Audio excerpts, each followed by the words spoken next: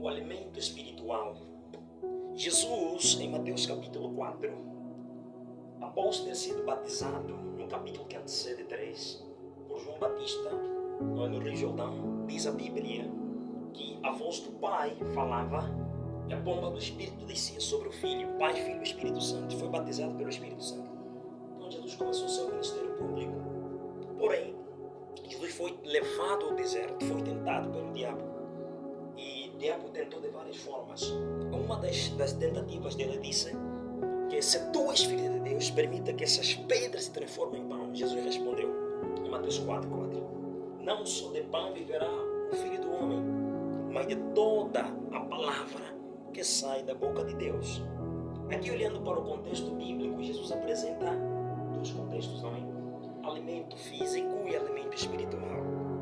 No entanto, no alimento físico, ele diz que não só do pão físico, pão de cada dia.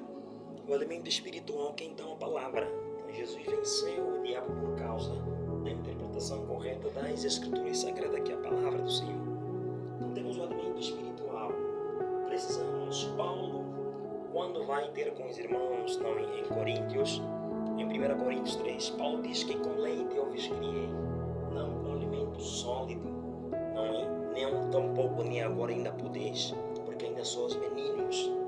Então, o primeiro alimento básico da fé é a palavra do Senhor, para que aqueles que são leigos, que são novos na fé, que abraçaram o Evangelho agora, precisam se alimentar do verdadeiro leite, que 1 de Pedro 2, versículo 1 a 2 fala. E deixando toda malícia, todo embaraço, todo pecado, toda maldade, todo fingimento, corramos para aquele que é o leite racional, a palavra, para que vades crescendo e dês frutos, o leite racional. Aqui a fé cristã, ele aceita meninos na fé, que estão a beber leite racional da palavra do Senhor e vão crescendo na fé, ouvindo a palavra da justiça de Cristo, o Evangelho da nossa salvação, na qual quando nós cremos, quando nós abraçamos, fomos selados pelo Espírito Santo, segundo Efésios capítulo 1, versículo 13, em quem agora nós estamos, depois que ouvimos o Evangelho da nossa salvação. É essa palavra que é para quem quebra a sua fé, para aquele que quebra a sua fé, então deve caminhar nessa palavra. E o segundo sentido que a fé cristã não admite é ter uma fé infantil. Então uma coisa é ser menino na fé, outra coisa é ter uma fé infantil. Paulo adverte em 1 Coríntios 3 para aqueles que têm uma fé infantil, porque é uma fé que se apoiava em homem. Ele dizia, eu sou de Paulo, eu sou de Cefas, eu sou de Paulo, de Bernabé, sou de Apolo e muito mais. Paulo dá uma ênfase aqui, não é? É só acompanhar o relatório, a classificação bíblica, conseguirás dar conta. Então, Paulo dá uma ênfase aqui, porque uma coisa é ser na fé, outra coisa é ter uma fé infantil. Então, o contexto aqui de 1 de Pedro 2 nos remete que precisamos abraçar a fé em Jesus Cristo. Então, a fé não começa, é como se fosse uma criança, não é? Logo não começa a se alimentar de alimentos sólidos. Então, a criança precisa de um aleitamento materno, infantil, que é o peito da mãe, não o leite do peito da mãe, vai se alimentando, porque se você colocar um alimento sólido numa criança, obviamente vai fazer mal para o seu crescimento, não físico, para o seu crescimento psicológico, seu crescimento sociológico, emocional e espiritual. Mas quando nós conseguimos dar um devido alimento para uma criança, que é o leite, e vai descendo, a mamãe chega um tempo que vai desmamando a criança, o bebê, o menino, não é? Um filho, uma filha, uma pequena criança, não é? Um menor, então precisa de um aleitamento materno. Para quem não consegue perceber bem isso, então, semelhantemente na fé cristã é assim, quando nós aceitamos a Jesus Cristo, quando nós abraçamos a fé em Jesus Cristo, precisamos começar dos princípios basilares da fé, os fundamentos da fé.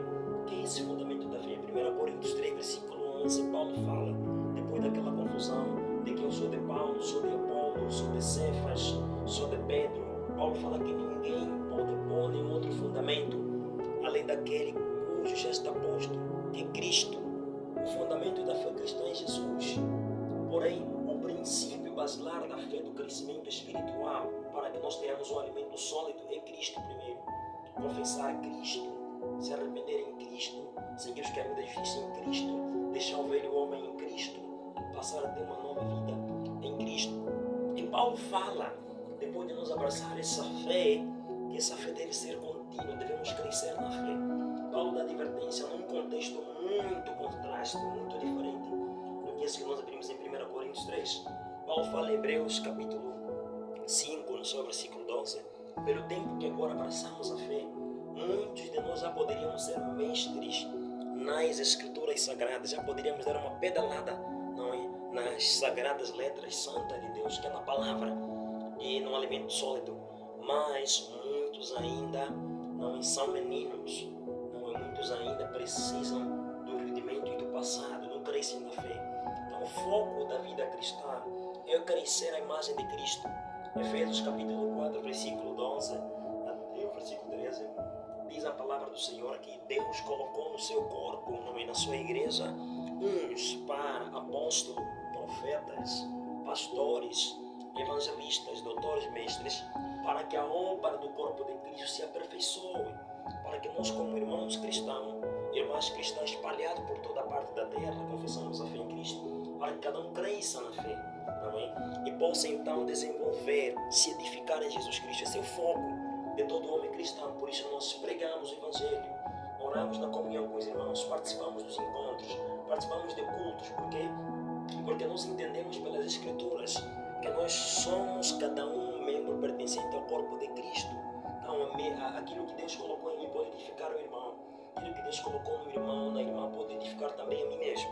Então, irmãos, vamos crescer na fé.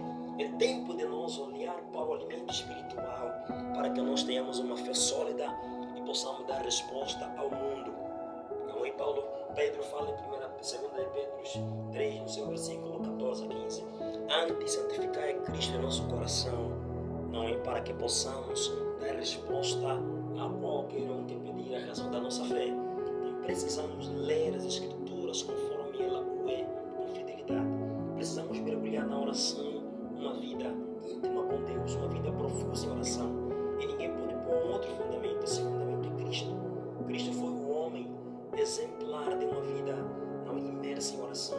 Cristo foi um homem exemplar de uma vida de evangelismo nas ruas, nas praças, nas praias. Ele pregava não é o evangelho sobre a Galileia, Tiro, Sidom, Nazaré. Jesus Cristo anunciava o evangelho. Então, como irmão, vamos ter tempo na presença de Deus. Vamos ter tempo em oração, vamos ter tempo na meditação da palavra, vamos ter tempo com Deus, vamos abrir o nosso coração